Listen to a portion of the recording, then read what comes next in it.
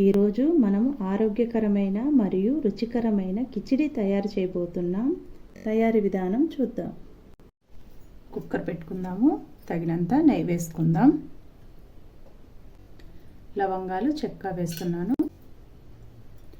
జీలకర్ర 1/2 స్పూన్ ఉంటుంది, వేసేస్తాను.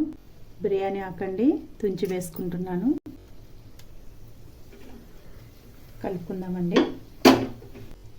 కట్ చేసుకున్న ఆనియన్ వేస్తున్నాను. ఒక 5 పచ్చిమిర్చి కట్ చేసి వేస్తున్నాను. పొటాటో కూడా ఒకటి కట్ చేసి వేసుకుంటున్నాను. బాగా కలుపుకుందామండి. నెయ్యిలో బాగా వేగాలి.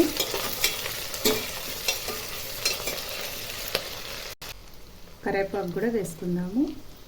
1 స్పూన్ అల్లం వెల్లుల్లి పేస్ట్ కూడా వేస్తాం.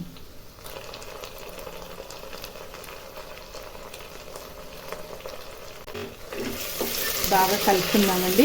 పొటాటో రెడ్డిష్ కలర్లో రావాలి.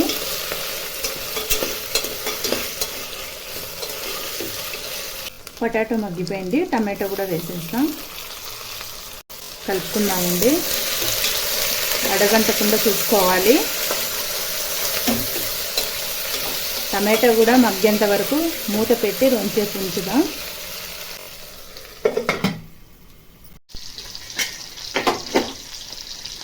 ఒకసారి కలుపుదాము. బాగా మగ్గిపోయింది.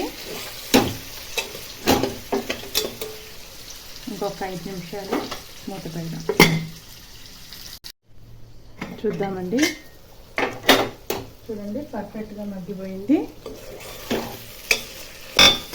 ఇప్పుడు 1 గ్లాసు పెసరబ్యాళ్ళు, బియ్యం 2 కలిపి నానబెట్టుకున్నాను, వేసేస్తాము.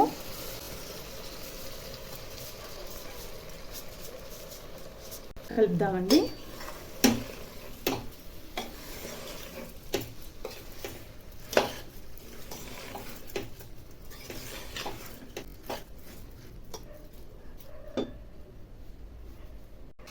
ఈ గ్లాస్తో 1 గ్లాస్ రైస్, 1 గ్లాస్ పెసరబ్యాళ్ళు కదా, దానికి 3 వాటర్ పోసుకోవాలి.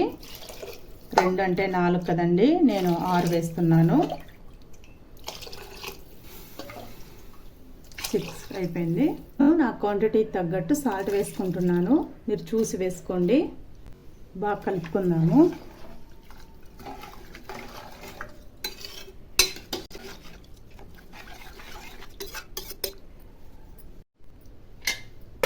మూత పెట్టేస్తాము.